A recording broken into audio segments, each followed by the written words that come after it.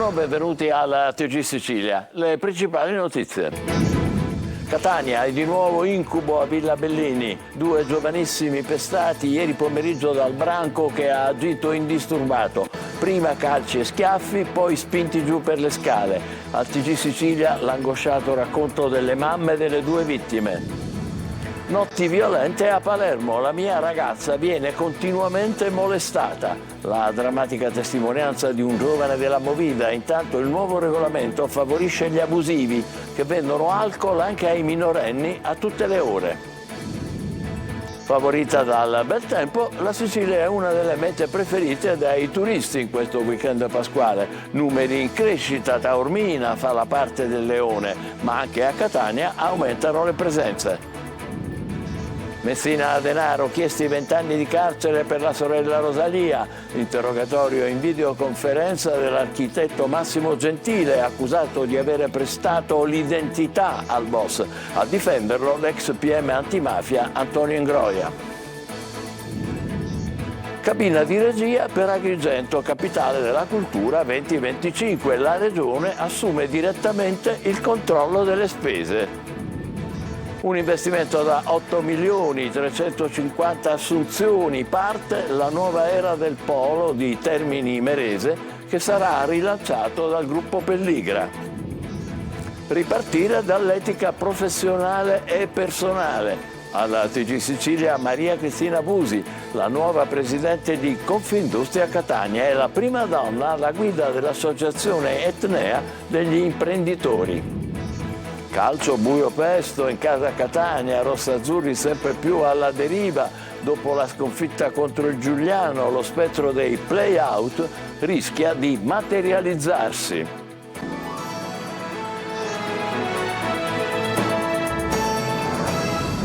Bentrovati. La mia ragazza viene continuamente molestata, è la drammatica denuncia di un giovane palermitano. Le nostre telecamere entrano nel cuore della movida del capoluogo, dove il nuovo regolamento favorisce gli abusivi che vendono alcol anche ai minorenni a qualsiasi ora della notte. Marco Cullà. La movida che cambia a Palermo. Il nuovo regolamento penalizza soprattutto i locali in regola, favorendo invece gli abusivi come i mini market che di sera cambiano abito e diventano dei veri e propri pub dove si può consumare alcol a bassissimo prezzo. Il nuovo regolamento sulla movida vieta a tutti la vendita di alcolici dopo le 22, sia in lattina o in contenitori di vetro, ma i mini market gestiti per lo più da stranieri pur senza licenza restano aperti alla vendita. Sono le 23:30 di giovedì 28 marzo e quello alle mie spalle è uno dei tanti mini market che durante la notte appunto aggira il regolamento della movida e vende alcolici in qualsiasi momento della giornata, quindi anche a minorenni. Abbiamo assistito anche a scene in cui tredicenni, dodicenni, quattordicenni appunto acquistavano alcolici per poi dirigersi in altre parti dove appunto si svolge la movida palermitana. Il nuovo regolamento Movida è un atto forte da parte della nostra amministrazione nel limitare quello che è lo svolgimento delle nostre attività. Non è sicuramente la soluzione a quello che è il fenomeno della violenza per le strade, che è un fenomeno sociale in continuo aumento. La movida resta comunque selvaggia, come ci racconta questo ragazzo palermitano. Dipende dalla zona, dipende ad esempio testimonianza parlo per la mia ragazza, parlo per le sue amiche. Loro non possono uscire non la sera, in generale il giorno, perché vengono sempre molestate, perché si sono moleste, e a me questa cosa già dà fastidio, a chi non darebbe fastidio. E poi sicuramente non mi fa piacere uscire in posti che potrebbero capitare cose spiacevoli, perché ci sono alcune persone, alcuni elementi che ultimamente sono sempre di più, che creano fastidio. A Catania torna l'incubo bulli a Villa Bellini. 2 giovanissimi pestati e fatti rotolare per le scale da una baby gang che ha agito indisturbata. Il racconto delle mamme angosciate per l'esperienza vissuta dai loro figli. Tonino De Mana. Schiaffeggiati, scaraventati dalle scale, poi presi a calci in testa ed ancora una volta a Villa Bellini, che sale di nuovo agli onori della cronaca dopo lo stupro di una tredicenne e l'aggressione al fidanzatino avvenuti il 30 gennaio scorso ad opera di un gruppetto di egiziani. A distanza di 2 mesi l'orrore si ripete, una violenza cieca e gratuita che ha visto coinvolti 2 ragazzini catanesi di 14 e 15 anni che stavano passeggiando ieri pomeriggio all'interno del giardino. È intorno alle 18:30 che si consuma la violenza, sembra che durante la camminata uno dei giovani abbia sfiorato un gruppetto che si muoveva in bici. Forse il pretesto per attaccare è a quel punto che il branco con accento catanese si scatena. La ragazza viene spintonata, aggredita e gettata dalle scale. Pochi attimi e tanta paura per le 2 vittime che trovano la forza e il coraggio di scappare. Corrono a perdifiato prima di incrociare 3 poliziotti delle volanti a cui, in lacrime, raccontano la scena. Angosciato il racconto delle mamme delle 2 vittime intercettate davanti agli uffici della squadra mobile di Catania. Caro sindaco, caro consiglio comunale, cari uomini di potere, volete un giovane morto? Volete una giovane morta? La Villa Bellini è diventata una giungla. Mia figlia è stata presa a calci in testa, buttata dalle scale e così il suo amico.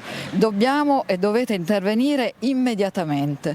Questi ragazzi sono dei poveretti, molto violenti, ci sono poche telecamere, non tutte funzionano. La polizia c'è la mattina ma non c'è il pomeriggio. Mio figlio è molto scioccato, adesso lui è arrabbiato perché dice che non è possibile che noi giovani non abbiamo dove andare, non sappiamo cosa fare, non possiamo uscire di casa.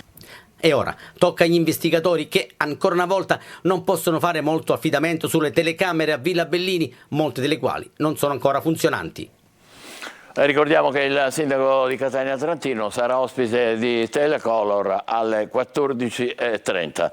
Ritorniamo a Palermo, dove è morto folgorata a casa la donna trovata prima di vita a pochi passi dalla stazione ferroviaria Notarbartolo, subito dopo l'incendio che ha tenuto in allarme un intero quartiere per ore. Incendio scaturito proprio dal mortale incidente domestico. Maglio Viola. Sarebbe morta folgorata e non carbonizzata, e da quell'incidente fatale avrebbe avuto origine l'incendio di ieri sera in via Umberto Giordano a Palermo. La ricostruzione è ancora parziale, ma la vicenda sembra indirizzata ad essere classificata come un terribile incidente domestico. È morta così Maria Uliana, 86 anni, trovata cadavere dai vigili del fuoco che erano riusciti a entrare nell'appartamento per spegnere il rogo divampato intorno alle 19:30 di ieri. La donna sarebbe dunque stata folgorata e la scossa avrebbe poi provocato l'incendio. Sul posto della tragedia sono intervenuti, oltre ai pompieri, anche i carabinieri, gli agenti della polizia e i sanitari del 118. La strada, che porta anche a uno degli accessi alla stazione ferroviaria Notarbartolo, la seconda per importanza della città, è rimasta chiusa per ore con grande allarme nel quartiere, ma alla fine non è stato necessario evacuare l'intero palazzo e la viabilità è stata ripristinata. I vigili del fuoco stanno ancora lavorando alle operazioni di bonifica che continueranno fino a domani, mentre sono iniziati anche rilievi per verificare la teoria del guasto elettrico che sta alla base della folgorazione della malcapitata e dell'incendio. A Ragalna sono entrate in funzione le telecamere acquistate da un gruppo di privati per contrastare incivili e piromani. La videosorveglianza diventa attiva dopo l'inchiesta del TG Sicilia. Tonino De Mana.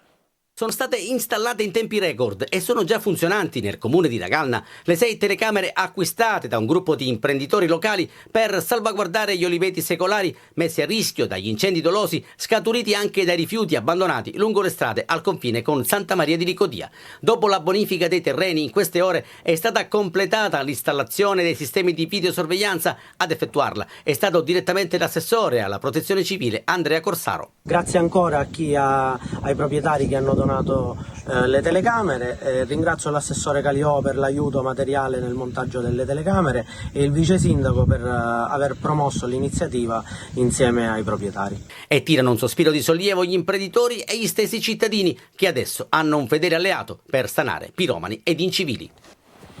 Favorita dal bel tempo, la Sicilia è una delle mete preferite dei turisti in questo weekend pasquale. Numeri in crescita, Taormina fa la parte del leone, ma anche a Catania aumentano le presenze. Francesco Triolo. 20 milioni di persone in viaggio, la metà dei quali in Sicilia, Campania e Puglia. Pasqua diventa il traino della stagione turistica. Nell'isola, nel periodo che va dal 30 marzo al 2 aprile, è previsto un aumento di presenze dell'1,5% in più rispetto allo scorso anno e sono soprattutto presenze straniere a crescere. Il dato emerge da un'indagine condotta al Centro Studi Turistici Firenze per Confesercenti. Il 59% delle presenze turistiche in Sicilia sarà di stranieri, una percentuale in deciso aumento rispetto agli ultimi anni. In leggera flessione, meno del l'1% invece di spostamenti interni, complice la riduzione del potere d'acquisto che incide su budget e scelte di consumo. A Catania le previsioni indicano un incremento degli arrivi complessivi del 6,78% rispetto al 2023, con un aumento delle presenze del 4,96%. Sono oltre 200.000 i passeggeri, di cui 143.000 nazionali e 89.000 internazionali, che transiteranno dall'aeroporto di Catania per la Pasqua. Numeri in crescita in tutte le città siciliane, con Taormina che registra un tasso di riempimento degli alberghi dell'80%, in centro le strutture sono tutte aperte. Taormina sold out non completamente, il 20% ancora è disponibile anche per prenotazioni last minute, quindi dagli alberghi a 5 stelle fino alle piccole strutture ricettive e anche ai bed and breakfast. Con la Pasqua arrivata troppo presto rispetto agli anni scorsi, il grosso dei turisti è atteso però per il ponte del 25 aprile. Sul fronte medio si prevede un weekend soleggiato su tutta l'isola, con temperature massime anche superiori a 22-24 gradi per la presenza dello scirocco, soprattutto sul versante tirrenico della Sicilia. Pasqua in sicurezza. In provincia di Catania, sequestrati dai NAS 1.400 kg di preparati e basi per prodotti dolciari scaduti, privi di etichettatura, di tracciabilità e in parte assemblati in un locale con gravi carenze igienico-sanitarie, compresi topi in circolazione. A Palermo sequestrati 400 kg di pesce non tracciati e infine, sempre nel capoluogo, confiscati 14.000 fuochi d'artificio irregolari arrivati da Napoli. La Procura di Palermo chiede una pesante condanna per la sorella di Matteo Messina Denaro, Rosalia, e intanto continua a riservare sorprese l'inchiesta sulle coperture di cui ha goduto il boss. Manlio Viola. 20 anni di prigione è la richiesta dei pubblici ministeri della DDA di Palermo, Pietro Padova e Gianluca De Leo per la sorella di Matteo Messina Denaro, Rosalia, accusata di associazione mafiosa aggravata e ricettazione. La donna si trova in carcere da marzo dell'anno scorso. Secondo gli inquirenti avrebbe aiutato per anni il fratello a sottrarsi alla cattura, avrebbe gestito per suo conto la cassa della famiglia mafiosa e la rete della trasmissione dei pizzini, consentendo così al capomafia di mantenere i rapporti con i suoi uomini durante la latitanza. Intanto oggi è il giorno dell'interrogatorio per Massimo Gentile, l'architetto di origine trapanese trasferitosi in Brianza, arrestato come favoreggiatore di Matteo Messina Denaro l'altro ieri. Gentile è accusato di aver ceduto la propria identità al boss, di aver acquistato ed essersi intestato una moto enduro in uso latitante dal 2007. Preoccupa il fatto che oggi sia uno stimato professionista che gestisce opere pubbliche finanziate con il PNRR. A difenderlo l'ex PM Antonio Ingroia. Ho accettato con riserva la nomina di Massimo Gentile, dice Ingroia, come suo difensore, a patto che egli riesca a dare convincenti spiegazioni rispetto ai fatti apparentemente incontestabili che obiettivamente lo accusano. Lo difenderò solo se il mio intervento potrà aiutare ad accertare la verità sulle coperture degli anni di latitanza di cui ha goduto lo stragista Matteo Messina Denaro. Gentile, parente dell'amante storica di Messina Denaro, Laura Bonafede, lavorava all'ufficio tecnico del comune di Limbiate in provincia di Monza e la procura di Milano sta valutando se aprire una propria inchiesta sulla sua attività. La regione siciliana costituisce una cabina di regia su Agrigento, capitale della cultura italiana 2025, per controllare la spesa dei fondi stanziati. In sostanza la regione commissaria i suoi soldi. È un'iniziativa inedita che non era stata adottata in passato quando il titolo era stato assegnato a Palermo. Davide Sardo. Probabilmente saranno 10 come inizialmente previsto nella finanziaria, ma da adesso in poi la Regione intende sovrintendere sulla spesa dei 5 milioni di euro finora stanziati per l'evento Agrigento Capitale Italiana della Cultura 2025.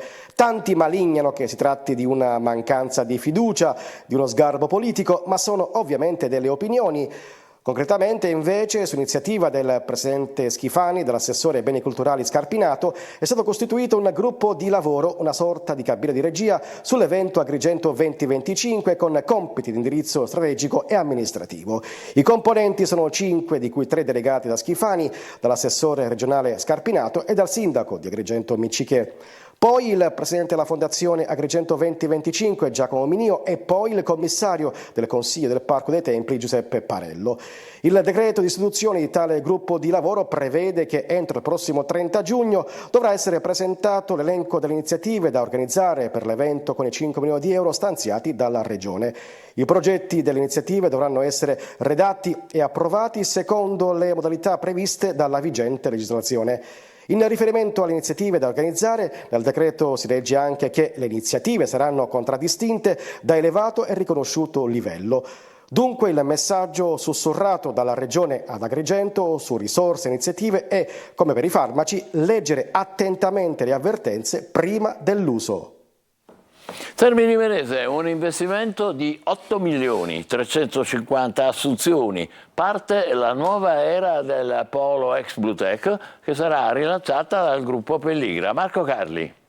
Con l'autorizzazione del Ministero dell'atto di cessione del ramo d'azienda di Termini Imerese della ex Blutech alla Pelligra Italia Holding SRL, aggiudicataria della gara, è cominciata ufficialmente la nuova era del polo termitano. Nella nota del Ministero delle Imprese del Made in Italy, in cui si legge dell'autorizzazione del ministro Urso, sono chiariti ulteriormente modalità e tempi. L'assegnazione si inserisce in un più ampio progetto di rilancio del polo industriale di Termini Imerese.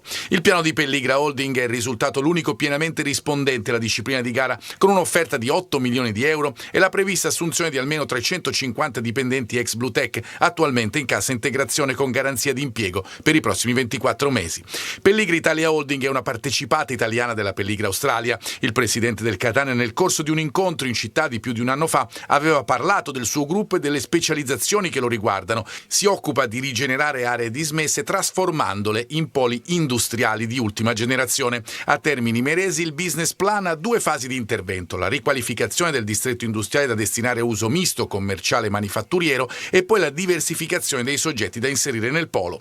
Come detto, il progetto è di più ampio respiro e prevede anche connessioni con il porto termitano, che è stato potenziato e diventerà il principale scalo commerciale della Sicilia occidentale a partire da novembre. Il piano prevede lo sviluppo dell'interporto, atteso da 38 anni, consentirà di combinare differenti modi di trasporto, rendendolo un vero baricentro intermodale di una zona di produzione molto estesa. Confindustria Catania ha un nuovo presidente, Maria Cristina Busi, è la prima donna alla guida di un'associazione, dell'Associazione Etnea degli Imprenditori, e ha le idee chiare sulla base dalla quale bisogna ripartire.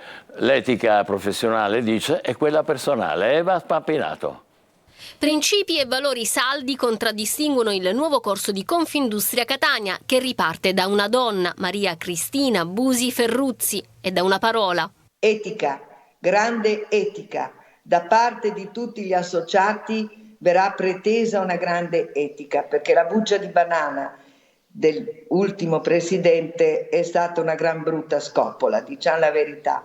È inaccettabile anche nel 2024 si paghi ancora il pizzo. L'elezione di una donna a capo degli imprenditori rappresenta un punto di svolta, un segnale forte per l'intero sistema paese. Perché va a sfatare quell'impressione negativa sempre che c'è nei confronti delle donne del sud. Un messaggio non solo per Catania, non solo per la Sicilia, ma anche per tutta l'Italia. L'imprenditrice bolognese, ma catanese d'adozione alla guida della SIBEG, trova un tessuto imprenditoriale forte in cui Catania è la città capofila del sud-est. Il tessuto industriale catanese è tra i più sani in Sicilia. Io credo che con i finanziamenti e le agevolazioni che stanno arrivando che ci sarà senz'altro sviluppo e miglioramento. Dobbiamo solo metterci a tavolino e vedere le priorità e le emergenze. La Busi sta stilando i punti programmatici del suo mandato. L'Assemblea Generale dei Soci, che ratificherà formalmente l'elezione della Presidente e della sua squadra, è prevista entro il mese di maggio. A Trapani la processione dei riti pasquali più lunga d'Italia, quella dei misteri. Particolarmente significativa la vestizione dei sacri gruppi. Laura Spanò. Tra i momenti più significativi che precedono l'uscita dalla processione più lunga d'Italia, quello dei Misteri di Trapani, che inizia alle 14 di oggi e si chiude domani allo stesso orario con l'entrata nella chiesa del Purgatorio dell'ultimo gruppo, è certamente la vestizione dei sacri gruppi, un momento che vede coinvolti tutti i ceti dei 18 gruppi scultori più i 2 simulacri, Gesù morto e la Madonna, una tradizione secolare che non ha mai perso il proprio fascino. Il conto alla rovescia inizia sin dalla vigilia e prosegue per tutta la notte e la mattinata del venerdì. In questa occasione si pensa ai fiori per gli addobbi, alla pulizia del mistero e alla sua vestizione. Ogni gruppo di statue è gestito da una maestranza diversa che si occupa degli addobbi. Per l'occasione si tratta di ricchissime composizioni di fiori, oggetti in argento e gioielli donati in voto. Bene, siamo pronti alla processione dei misteri edizione 2024. I numeri sono grossi, sappiate che una processione lunga 1,5 chilometri quasi, con 4.000 persone al seguito, già richiede un notevole sforzo, non solo dal punto di vista organizzativo. C'è un esercito che sosterrà la processione, nel senso che ci sono 300 addetti che manterranno come Tudor un equilibrio e una compostezza a tutta la manifestazione. L'osservatorio statistico del turismo ci dà una presenza di oltre il 26% dei turisti all'interno della nostra città. Come da rito è il comandante della stazione dei Carabinieri di Trapani che, dopo aver battuto 3 volte sul portone del Purgatorio, dà ufficialmente il via all'imponente processione. Adesso facciamo una brevissima pausa, tra poco il calcio, seguite e ci parleremo della grave sconfitta della Catania. State con noi.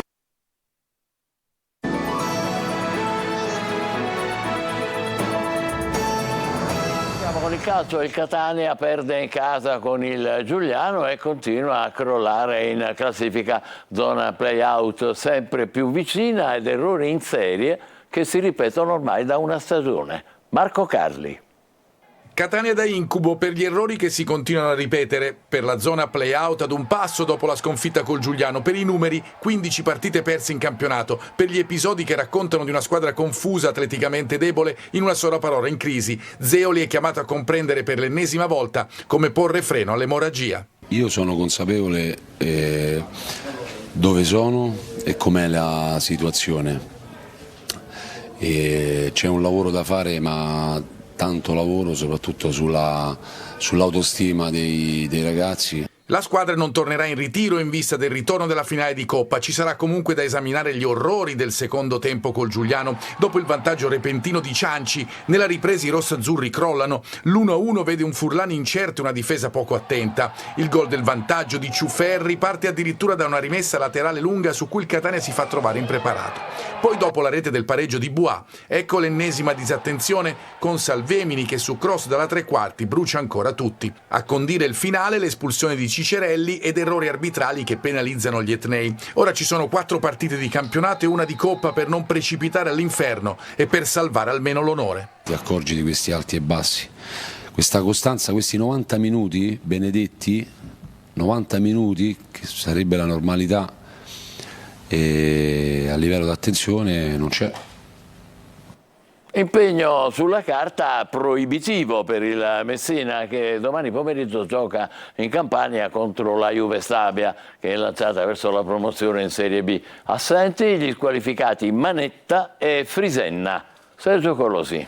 Non è esattamente la partita ideale per riscattarsi. Contro la Juve Stabia, capolista imbattuta al Menti, dove ha subito appena 3 gol in 16 incontri e in attesa della matematica per la promozione in Serie B, il Messina insegue un risultato positivo per avvicinarsi alla salvezza. Dal sogno dei play-off all'obiettivo di evitare i play-out, il passo è stato breve per i giallorossi, con appena 2 pareggi conquistati nelle ultime 4 giornate, completate dalle sconfitte al Francoscoglio contro Crotone e Foggia. La squadra di Modica gioca meglio in trasferta, dove nelle ultime 9 gare è maturata una sola sconfitta, a Giuliano nel recupero. Assenti gli squalificati Manetta e Frisenna, fermati per un turno. Problemi in difesa, mentre a centrocampo, tra Giunta, Firenze e Civilleri non mancano le alternative. In attacco tutto ruota attorno alla presenza di Plescia. In questo caso l'escluso potrebbe essere Ragusa. Nei 13 precedenti,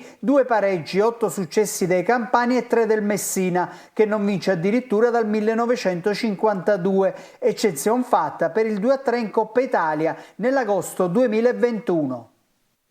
E noi ci fermiamo qui, l'appuntamento come al solito per le 20. Grazie per essere stati con noi, buon pomeriggio.